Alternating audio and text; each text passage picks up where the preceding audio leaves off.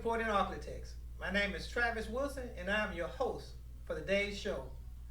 Today we have a special guest with us, Mr. Corey French. He is the secretary of the Kings of South Bike Club. Yes, sir. Correct? Corey, thank you.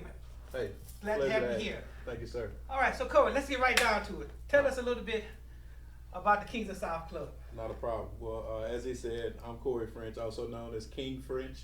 I'm the secretary of the Shreveport chapter of Kings of the South, affectionately known as the Ratchet City King. Oh, you had to say that, didn't you? You had to say that, didn't you? All right. Man, we are a part of a nation that's 29 chapters strong. Originally founded in Atlanta, Georgia, Riverdale, Georgia to be exact, and under some great leadership, man, with some great brothers that are coming from all walks of life. Okay. Okay. So what's his found? When was Kings founded? The Kings were founded 18 years ago, July 17, 18 years ago. Okay. Out in Atlanta, Georgia. Okay. They came in Atlanta, and within the first 5 years were a national club with over 5 chapters. Okay. So it's just been spreading like wildfire since. And we just got a kingly way of doing things. Okay. Now this is predominantly black or? Predominantly black motorcycle club, yes, sir. Okay. Now, who are the president and vice president of the chapter here in Shreveport? So our chapter here in Shreveport, our president is King Gilo. He's the president. He's original 8 of Shreveport. And our vice president is King Hot, who is also original 8 member of Shreveport chapter. Okay. Okay. So, how does one become a King of the South biker? Well, I will say this, man. And I'm gonna take a page from my regional vice president, who says that it takes 9 months to make a baby. Okay. So it's gonna take you at least 9 months to learn the King way. Okay. But what I always tell guys that are either new to the set or new to motorcycling, man, is date a few clubs, hang out, hang around for a little while, make sure that that's something that you really want to do. That those guys exemplify exactly what you're looking for in an organization, that they provide more than just party and bike rides. Okay. Much like the community event that we have upcoming. And then if the process is going as you choose, we are a MC, so we do require you to put some miles on your motorcycle. So you're gonna have to put some miles on before you are accepted. You don't just get to show up to in-town events. You got to get out of town. Okay. With that, what is the creed? So for us, man, the biggest thing for us is that brotherhood comes first. But it's expected for all of our members to do a minimum of 2,500 miles a year. Okay. If you are a position holder, you're 5,000 miles a year. Okay. We have a loggable system that's accessible by our national board and our founders board. At any point where they can check in and see what your progress is for the year. It requires a picture and the date and time and the location of where you went, as well as your time back. So you're gonna have to put this in work. You have to put in some work. You got to get on the ground. Yes, sir. You gotta put in work. So with the creed so tell me, who normally wants to join the bike club? So I think what usually happens is, man, a lot of people see a lot of the partying and the events that we have, and they assume that that's all that comes with the bike life. So when that facsimile of television spews out, correct. That's a conception of what they correct. got going. However, there's a lot more that goes into it. Man, we do summer feed, we do a community feed, we do like August 3rd, we have an upcoming back to school program, and it's a lot of events that, while I have 2 motorcycles, sometimes I can't ride my motorcycle because I'm in charge of pulling the barbecue pit. I gotta make sure the trailer's there. If one of my bros breaks down, I'm kind of like the in-house mechanic too. So, I mean, it's truly a lot of work that goes into it. It goes from quickly being, what's the word I'm looking for here? It starts off as being a fun sport to becoming your hobby now becomes a job at this point. So what you think coming in, this is gonna be my hobby. Oh yeah. A little nuance about riding around the town and everything, but then it takes a whole turn and becomes a whole nother different beast. Absolutely. We have what's called mandos in our club, and that's a mandatory ride that come hell or high water, you got to get there. Okay. Whether that's plane, train, automobile, preferably on your bike. But if the national board says our Mando ride is like this year, it's California. We'll be in LA. Okay. June the 23rd through the 28th, and it's get there. So these Mendo ride, you normally do them all together, just individual basis, or y'all normally go down in a crowd? We normally go down there in the crowd. Okay. And yes, sir. And the time span for that, do you know the agenda of the year? How long do you have to prep yourself for that? You normally get a full calendar year before the Mendo is put out. Okay. Gives everybody adequate time to Get the coins together. Yes, sir. Get your coins together. It is not a cheap sport by no stretch of Oh, the I can tell by looking at some of the hogs. That ain't no yeah, cheap sport. it is not. This is not for your regular smuggler, average Joe. You got HD stands for hundreds of dollars. It does not stand for Harley Davidson. That is a misconception of a lot of people. And we are a Harley Davidson club. So there's a lot of guys with nice bikes. I had nothing against an Indian or you know, some of those other makes, but we are a Harley Davidson club. Yeah. And why Harley Davidson? You know, in the old scene, you know, back in the day, you know, everybody riding Harleys back in the day, you know. Man, you know, it's a different world. I can honestly say this, and I work on them. So I build them, and you know what I mean, and I actually turn wrenches on them. They are probably some of the most pretentious things that you can buy. I mean, you own a Harley, it's gonna break. If you ride. If you own and you ride, it will break. The ones that sit in the garage and in their closet, they don't break. They ain't going nowhere. That's a weekend show. That's it. Weekend warrior type individual. That you don't have problems out of those. But I will say this: that man, in the community, beyond the patch, beyond the brotherhood, I had an event or incident rather this past January. I broke down on a Sunday. I had a blowout on the rear tire, and because of my connections with a lot of the guys between the I-20 corridor and I-49, I call it the I-49 pipeline. Shops closed Sunday, Monday. Okay. I made one phone call. New wheel, new tire, back on the road an hour and 30 minutes later. And those guys weren't a part of my club. Okay. They're just a part of the brotherhood that comes with it. That comes with it. That's it. So you're buying into a truly legitimate brotherhood. Absolutely. Regardless of geographical region. Correct. That is correct. Awesome. Piggyback a little bit more. Being the secretary. Yes, sir. Of the Kings of South. Yes, sir. What does it tell? Man, listen. When I took it on, I said, "All right, that's fine. I'm at the meetings anyway. I'll take the notes." That's the smallest because portion. You think it's just by clerical. That's right? it. That's it. That's what you thought. Rude awakening happened. Man, I will say this though. I got some amazing brothers with me. Our whole staff, man, everybody does their role to the T. But I will say that the secretary really in Kings of the South Shreveport could be treasurer, could be vice president. Some days it could be the sergeant at arms, could be the enforcer. You know, that role is really based on who doesn't show up a lot of times for us. And at the end of the night, I'm the last one to leave. I got to have an account for everything that has happened. Okay. Whether that's in-house events or we're doing it on the road. Like our anniversary last month was actually in Little Rock because we did a shared with Little Rock and Memphis. So we put 3 chapters together just to make it a bigger event. And it was, man, we sold out an entire complex. We were on our 4th overflow hotel for the weekend. So they allowed us to have the entire street for our day party. Wow. And it was amazing. A little over 20,000 motorcycles on the ground that weekend. You see, I'm giving the interview with you, and I'm spacing, not thinking about me riding, man. So I don't know what's going on. I was gone for about at least 15 seconds. Well, hey, look, a little birdie told me that, you know, your dad rode. So tell me a little bit about that. Who's your dad ride with? My dad rode with I forgot his club out of Mansfield, Louisiana. Okay. And everything. And I used to see them get together on the weekends, and they would go to New Orleans and ride around. And I'm like, wow. I rode with him once, and I had an accident when I rode. I'm like, you know what? I'm good, and I never got back on. Never got back on. That's when I was 16. I was riding. Wow. Okay. And I never got back on. You know, I'm like, nah, I'm good. But I should have kept riding. If I went to the military, put myself in danger, I could have kept riding the hard end. So could have put yourself in a different danger. Go figure. Go figure, man. But yeah, but I saw it back in the day. You know, it wasn't as profound then. You know, there's 2 or 3, you know, brothers rolling around with this club, with his gentleman's club. They would do that. Right. And I'm like, it was a thing. It was a thing to see because nobody never really saw brothers, 5 or 10 brothers riding Harleys you know, Right. down Highway 1 going to New Orleans and Absolutely. stuff. And that was like Before you know, 49. yeah, before 49. Yeah, before 49. Yeah. Everything went to Highway 1 Highway 1, absolutely. and everything. So it was a sight to see.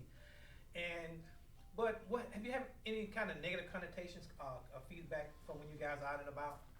Man, I think the biggest thing, because it is so vast and it's a motorcycle set, but we also have some clubs are co-ed, and then we also have attached to that arm, as a lot of clubs have their own SC, which is a social club attached to it.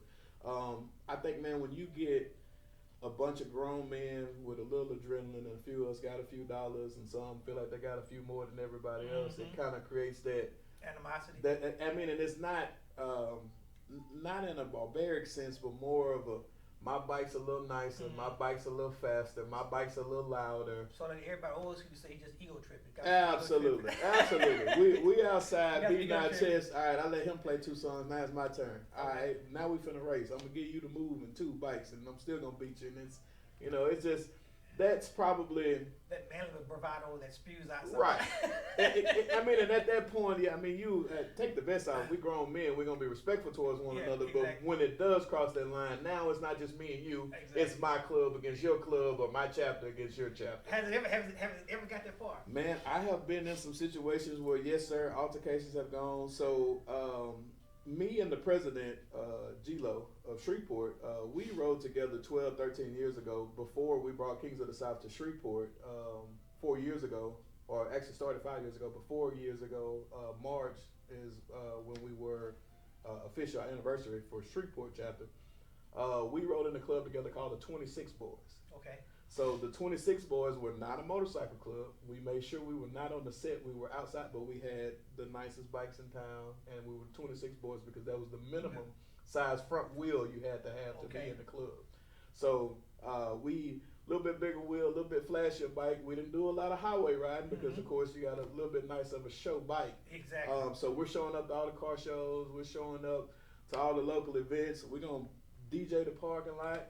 And, you know, sometimes that includes taking some of the women with us, but it goes to territory. It goes hand in hand. There's just something about pulling up on a nice looking motorcycle, a nice looking man. And come on. These women, they coming. Self-explanatory. Yes, sir. Yes, sir. That is standard equipment. It's a side effect. All right. Tell me a little bit about community and community networking and stuff like that. What does King of the South do help do the community? Where y'all footprint at right now? So right now, man, we just switched locations about 7-8 months ago. We're now on Wallace Street, 6205 Wallace, and we're in the Hollywood community. Okay.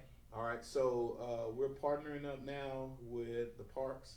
After this past weekend, I don't know if you guys got a chance to witness the Hollywood reunion that they had this past weekend, but we're gonna do something very similar to that with just, in the motorcycle world, it'll be equivalent to a day party. Okay. But it's just a chance for us to give back. It's Okay. free food, free drinks, free supplies for the kids.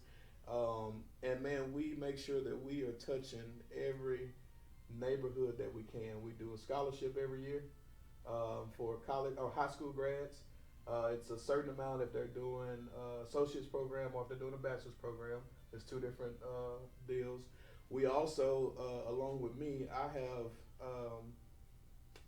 Crew of Harley LLC and C French Entertainment as a part of my infrastructure. I do a bike drive every year. Last year we were able to give away 75 bikes for Christmas. This year we're going to top that and go over 150. So we just, man, we're visible. Like I said, we do the feed program down in Allendale. We also do the Thanksgiving dinner with the set wherever they choose. It's a different friend house every year is what we do that. Okay. And any upcoming events this week, next week? This Saturday we have a community event with Miss Shonda Morris over at the Westwood Shopping Center. Okay. They are doing a pop-up shop. So they're off Giella? Off Jewel, yes sir. Off Jewel in the same shopping center as Super One. Okay. Near Jewel and Greenwood Road. That's where their home office is. But Emeritus. Emeritus, okay. Yes sir. So Shonda's been a great partner with us. As a matter of fact, if I say, hey Shonda, I'm doing bikes tomorrow for the kids, we're gonna get the first 50 bikes. Well, I got 5. Just come meet me at Walmart. I'm buying 5. I just ain't got no truck to pick them up.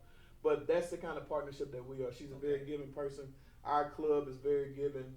So it just kind of works hand in hand, and it works the same way. If she calls us and says, "Hey, I need Kings of the South, and it's gonna be blah blah blah blah blah," that's fine. What day, what time, and how many of us you need, and that's just kind of the commitment level that we have to giving back. Because, like you said, it's easy to see those motorcycles going down the road and just assume, man, one day I'm gonna get one of those. Yeah. But to be able to walk up and touch and feel and see, kind of like the parade that we did for the autism kids last month. Okay.